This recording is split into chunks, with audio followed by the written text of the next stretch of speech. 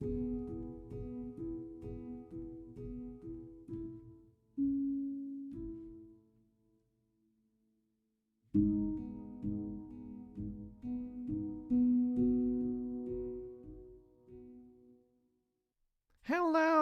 and welcome to Dissecting Philosophy with Dr. McDonald. In this episode, I'll be reading and discussing the section The Spirit of Gravity in Nietzsche's Thus Spoke Zarathustra. And I also have a discussion of the film Hook from 1991, directed by Steven Spielberg, to accompany the section. So let's get started into the Nietzsche. Of the Spirit of Gravity, Section 1. My glib tongue is of the people. I speak too coarsely and warmly for silky rabbits, and my words sound even stranger to all inky fish and scribbling foxes. My hand is a fool's hand. Woe to all tables and walls, and whatever has room left for fools scribbling. Fools doodling. My foot is a horse's foot. With it I trot and trample uphill, down dale, hither and thither over the fields, and am the devil's own joy when I am out at a gallop. My stomach, is it perhaps an eagle's stomach, for it likes lamb's flesh best of all, but is certainly a bird's stomach. Nourished with innocence and few things, ready and impatient to fly away, that is my nature now. How should there not be something of the bird's nature in it? And especially bird-like is that I am enemy to the spirit of gravity, and truly mortal enemy, arch enemy, born enemy. Oh, where has my enmity not flown and strayed already? I could sing a song about that, and I will sing one, although I'm alone in an empty house, and will have to sing it to my own ears. There are other singers, to be sure, whose voices are softened, whose hands are eloquent, whose eyes are expressive, whose hearts are awakened. Only when the house is full, I am not one of them. So starting off the section, we have a quite strange analogy with animals that's going on, with Zarathustra describing each part of his body. His tongue is of the people, his hand is a fool's hand, his foot is a horse's foot, and his stomach is an eagle's or a bird's stomach. So in that way, we're sort of picturing Zarathustra a little bit like the H.G. Wells novel The Island of Dr. Moreau, where in that story we have a scientist called Dr. Moreau, and he's experimenting on animals and trying to put various different parts of animals together in quite a weird, gruesome way. So it's in the same sense that Zarathustra here is using each of these metaphors to describe each part of his body. Because we could do that in other different ways. For instance, if we were an archer, let's say, or an air pilot, they both need incredibly good vision for what they have to see. And so in that given instance, you say, well, they have eagle eyes. And the whole analogy as well with a horse's foot is quite fun, because it's in that sense and that enjoyment of having a walk, being out and about. As he says, nothing's more pleasurable than when he goes on full gallop. So when you're out and about and you have a nice walk about the place and you're just out and about enjoying yourself, why not? Like a nice horse in the field galloping around and enjoying itself. And it's quite fun as well, the analogy with the fool's hand and how much he says it likes to scribble and doodle away and so forth. You could just imagine Nietzsche keeping a little notebook and doodling and scribing away as he does when good thoughts come to you and you have a little note down. But it's also what's kind of fun is it's not in any way egotistical to say, well, my thoughts are superior. No, it's a fool's hand. And to say, well, those initial little brief ideas that we have sometimes are quite foolish. And you look back at them and you go, oh my God, I really thought that. Or they're in the sense of just a very novel idea that then needs to be built up.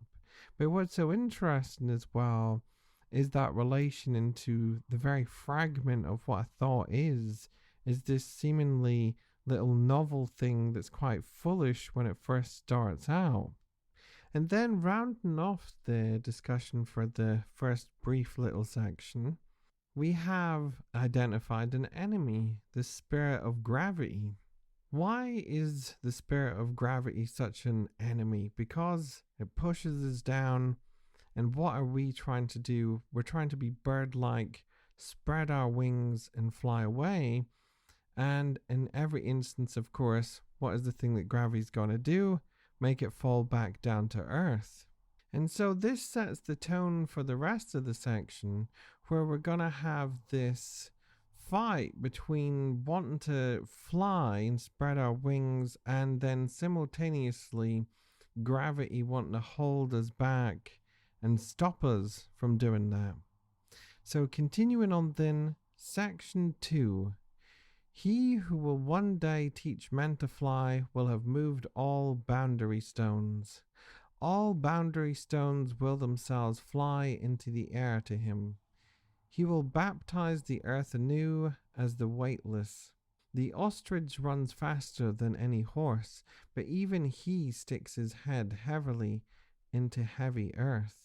This is what the man who cannot yet fly is like. He calls earth and life heavy, and so will the spirit of gravity have it. But he who wants to become light and a bird must love himself. Thus do I teach. Not with the love of the sick and diseased, to be sure, for with them even self-love stinks. One must learn to love oneself with a sound and healthy love, so that one may endure it with oneself and not go roaming about. Thus do I teach. Such roaming about calls itself love of one's neighbor. These words have been up to now the best for lying and disassembling, and especially for those who were oppressive to everybody. And truly, to learn to love oneself is no commandment for today or for tomorrow. Rather, is this art the finest, the subtlest, ultimate, and most patient of all. For all his possessions are well conceived from the possessor, and of all treasure pits, one's own is the last to be digged. The spirit of gravity is the cause of that. Almost in the cradle are we presented with heavy words and values. This dowry calls itself good and evil. For its sake we are forgiven for being alive, and we suffer little children to come to us to prevent them in good time from loving themselves. The spirit of gravity is the cause of that, and we bear loyally what we have been given upon hard shoulders over rugged mountains, and when we sweat, we are told, yes, life is hard to bear, but only man is hard to bear. That is because he bears too many foreign things upon his shoulders. Like the camel, he kneels down and lets himself be well laden, especially the strong, weight-bearing man in whom dwell respect and awe. He has laden too many foreign, heavy words and values upon himself. Now life seems to him a desert. So, in this first little part then, we have the spirit of gravity itself be identified with some key things in the description. And that is with society's values and that of culture's values, as well as that of the camel and camel-like nature that we have. And so Nietzsche says here, straight away from birth, even before people can even think, there's this immense level of values that we have placed upon them.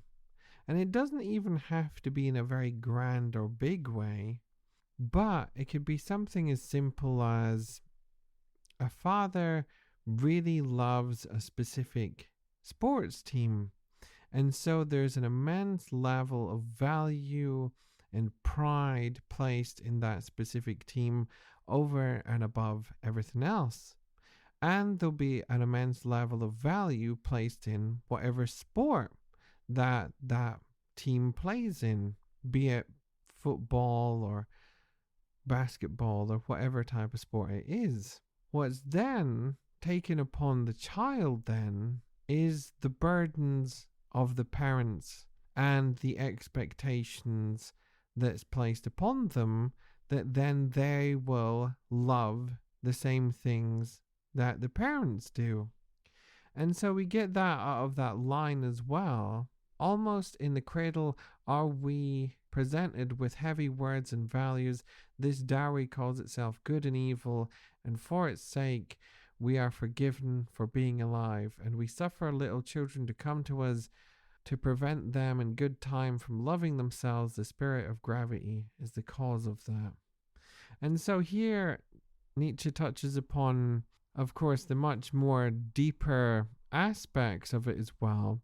When we come into ethics and what a given culture thinks is good or evil, then that same burdens are placed upon children at the same time, that they will adhere to the given standards that's also placed upon everybody else, to think along the same lines and the same way. And so what then happens, as he says, so straight away from birth, moving through childhood up until we're adults and so on, every given moment in that progression through our lives, through various different stages, the burdens and pressures just add on basically to the whole pile of given values that's placed upon us and expectations that we're to be upheld. And of course, a great example of that is when people then move into work environment, away from having not been in that given situation before, because then there's the burden of your performance at work and how that performance is going to then be compared to other people, and then also how your own actions will be held responsible, and then also all the given things that are tied in with all the other bits and bobs around work as well. Customer experience, how good sales are, what can you do to improve sales, and so on. And in the midst of all this, values and pressures and burdens, in this camel-like nature that Nietzsche says that we end up in, we're so much more concerned about other people and making other people happy, and also making, let's say, work happy at the same time, that we place less and less value upon our own happiness. And it gets to such an extent, of course, that we're almost forget all about our own selves. And we need to sort of go through this whole process of needing to sort of rediscover ourselves and rediscover a love for ourselves at the same time in the midst of all that. Of course, that doesn't mean to be completely obnoxious, suddenly slamming the door on everybody, not answering phone calls, not just saying this is me time now, screw everybody else, I'm just going to be doing me from now on. That's not what it's arguing for here. It's rather to say, well, is to go back into that idea of caring for ourselves and to identify these given aspects that are problematical in our life, where we can start to say, well, actually, Dad, no, I don't like this team. Or say at work, no, I don't like this because, and start to have a bit more love for yourself in that way that we don't always have to be complacent, for example, and just completely always just trying to make other people happy. Because in that given situation, of course, then we're identifying problems, it's affecting us. Then we're saying, well, this is a problem. I need this to be resolved as a problem because if it does, then it'll make me happier. And it's that whole point. It's about making you happier. As he says, it's not a thing that's just to be focused upon just tomorrow or the day after that. It's a thing that we have to work upon in a very grand scale of things, is a little by little, because not only do we make ourselves happier, but also then we develop our own selves as an individual and who exactly we are in the midst of all that. So continuing on then, and truly, many things that are one's own are hard to bear too, and much that is intrinsic in man is like the oyster, that is loathsome and slippery and hard to grasp, so that a noble shell with noble embellishments must intercede for it. But one has to learn this art as well, to have a shell and a fair appearance, and an imprudent blindness. Again, it is deceptive about many things in man, that many a shell is inferior and wretched, and too much of a shell. Much hidden goodness and power is never guessed at. The most exquisite dainties find no tasters. Women are the most exquisite of them, know this. A little fatter, a little thinner. Oh, how much fate lies in so little. Man is difficult to discover, most of all to himself. The spirit often tells lies about the soul. The spirit of gravity is the cause of that. He has discovered himself who says, "This is my good and evil." He has silenced thereby the mole and dwarf who say, "Good for all, evil for all." Truly I dislike also those who call everything good and this world the best of all. I call such people the all-contented. All-contentedness that knows how to taste everything, that is not the best taste. I honor the obstinate, fastidious tongues and stomachs that have learned to say "I" and "yes" and "no." But to chew and digest everything, that is to have a really swinish nature, always to say "ah." Only the ass and those like him have learned that. Deep yellow and burning red, that is to my taste. It mixes blood with all colors. But he who whitewashes his house betrays to me a whitewashed soul. One loves mummies, the other phantoms, and both alike enemy to all flesh and blood. Oh, how both offend my taste, for I love blood. And I do not want to stay and dwell where everyone spews and spits. That is now my taste. I would rather live among thieves and perjurers. No one bears gold in his mouth. More offensive to me, however, are all the lick-spittles, and the most offensive beast of man I ever found I baptized Parasite. It would not love, yet wanted to live by love. I call wretched all who have only one choice, to become an evil beast or an evil tamer of beasts. I would build no tabernacles among these men. I also call wretched those who always have to wait. They offend my taste. All tax collectors and shopkeepers and kings and other keepers of lands and shops. Truly, I too have learned to wait. I have learned it from the very heart, but only to wait for myself. And above all, I have learned to stand and to walk and to run and to jump and to climb and to dance. This, however, is my teaching. He who wants to learn to fly one day must first learn to stand and to walk and to run and to climb and to dance. You cannot learn to fly by flying. With rope ladders, I learned to climb to many a window. With agile legs, I climbed up high masts. To sit upon high masts of knowledge seemed to me no small happiness. To flicker like little flames upon high masts, a little light, to be sure, but yet a great comfort to castaway sailors and the shipwrecked. I came upon my truth by diverse paths and in diverse ways. It was not upon a single ladder that I climbed to the height where my eyes survey my distances. I have asked the way only unwillingly. That has always offended my taste.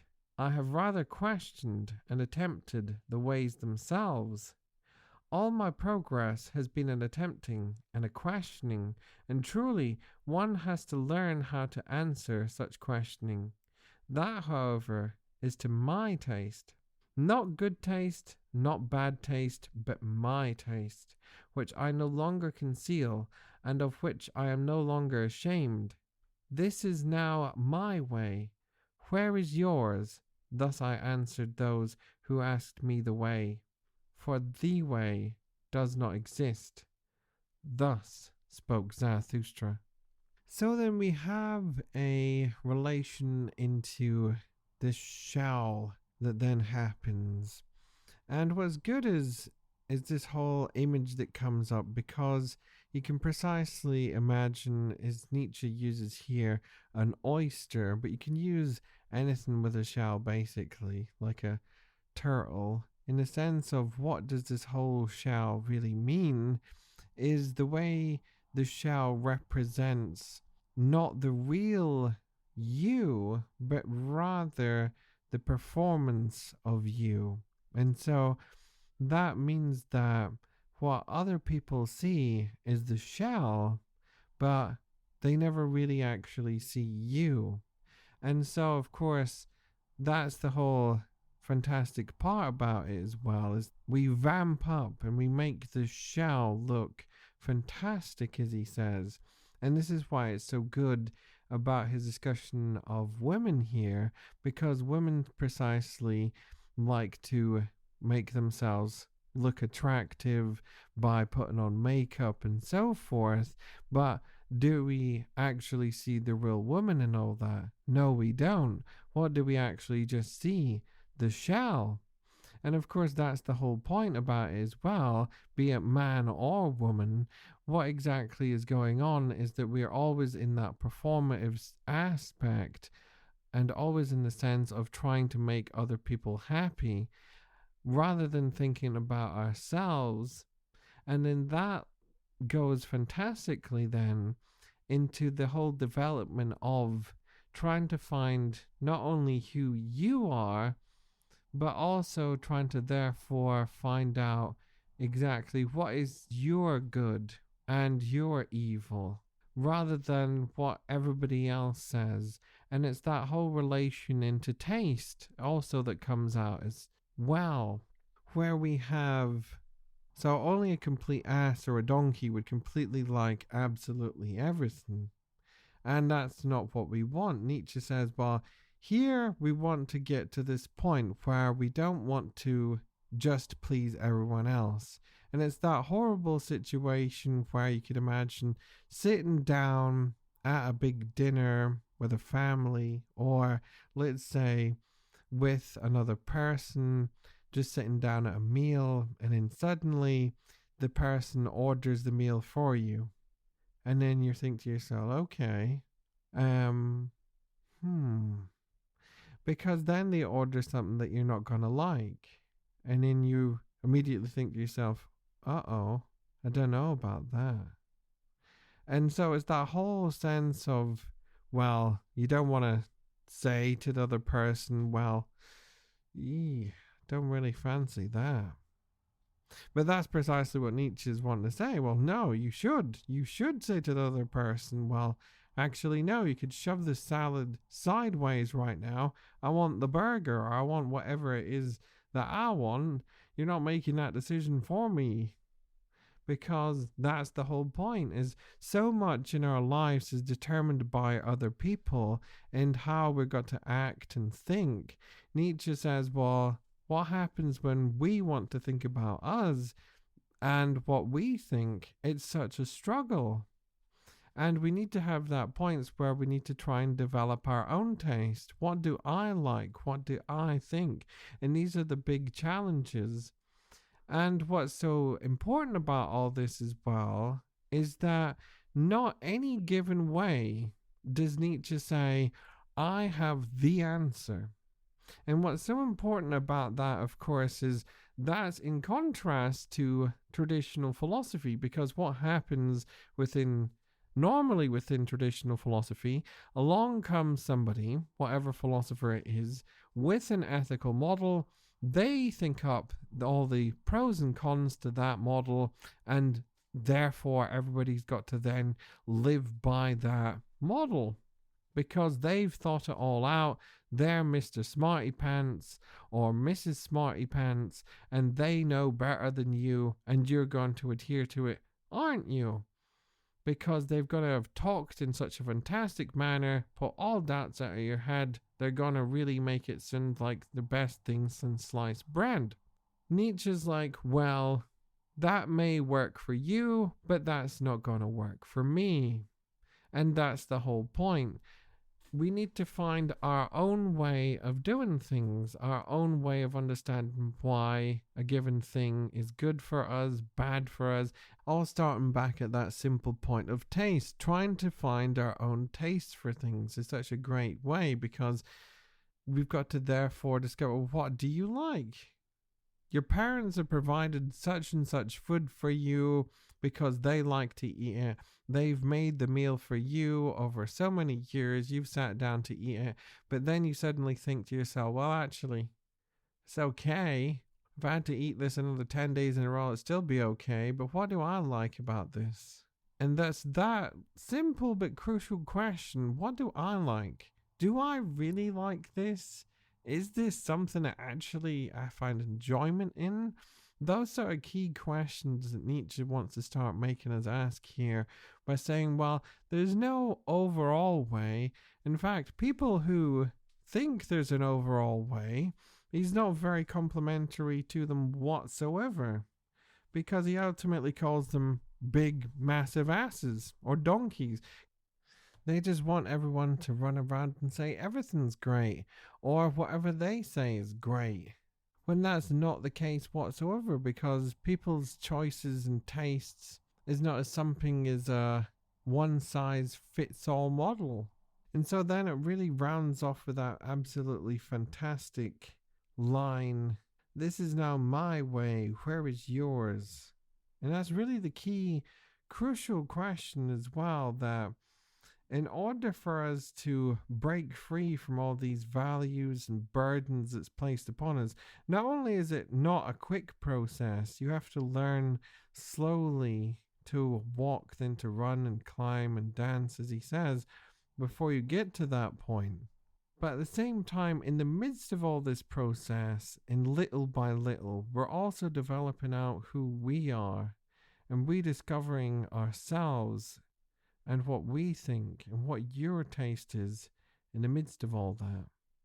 And so a fantastic film, I thought, for this section was the movie Hook, starring Robin Williams and Dustin Hoffman, from 1991, directed by Steven Spielberg.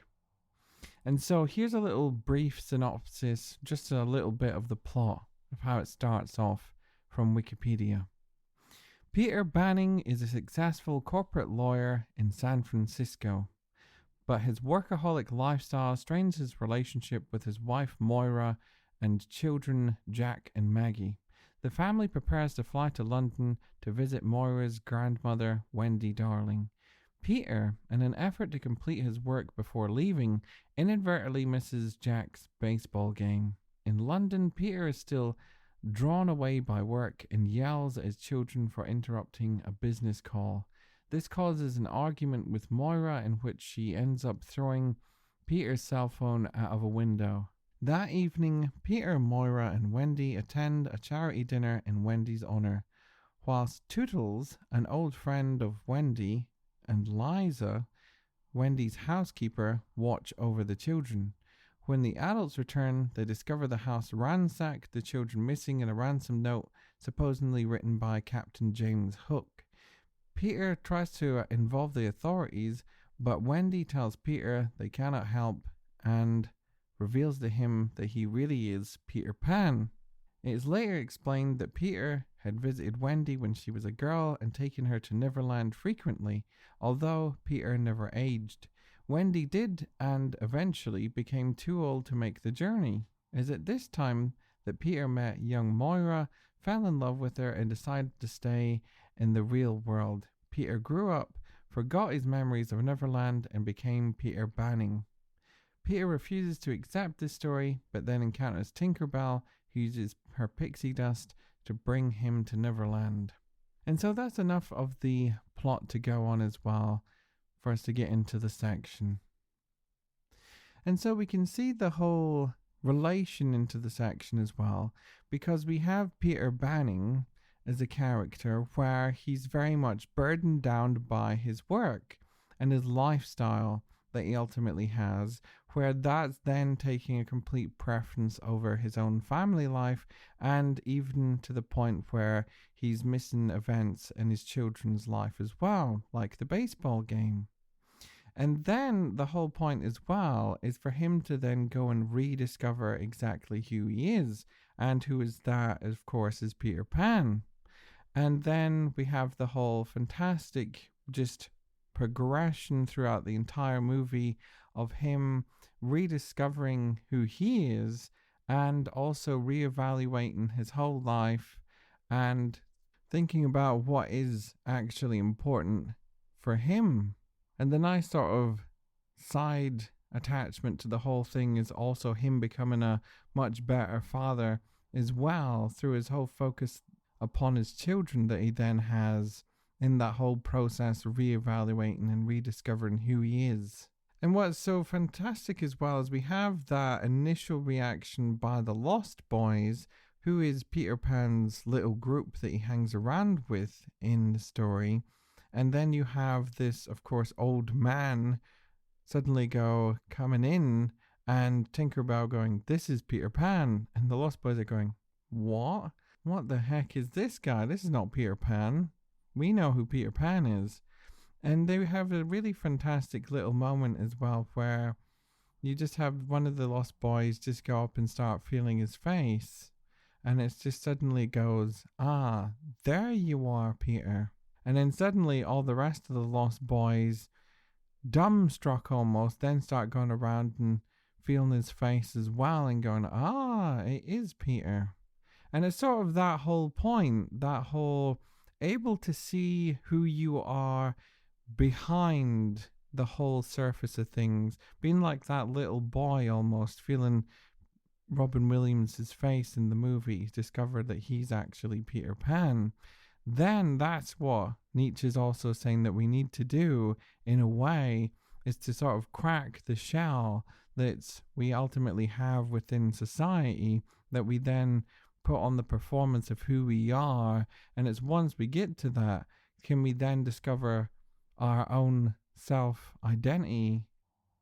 So great section overall then, really teaching us to try and carve our own path out in life, but also at the same time saying, well, that's not an easy thing. It's not a fast process whatsoever. In fact, it's going to be a slow step-by-step process. But overall, we end up as a much more well-rounded individual, having a clear sense of who exactly we are, what we think, what we believe, and developing our own taste for things. Many thanks for listening to the episode. Feel free to check out my Patreon page at patreon.com/dissectingphilosophy. Feel free to also tip me a coffee at coffee.com/dissectingphilosophy.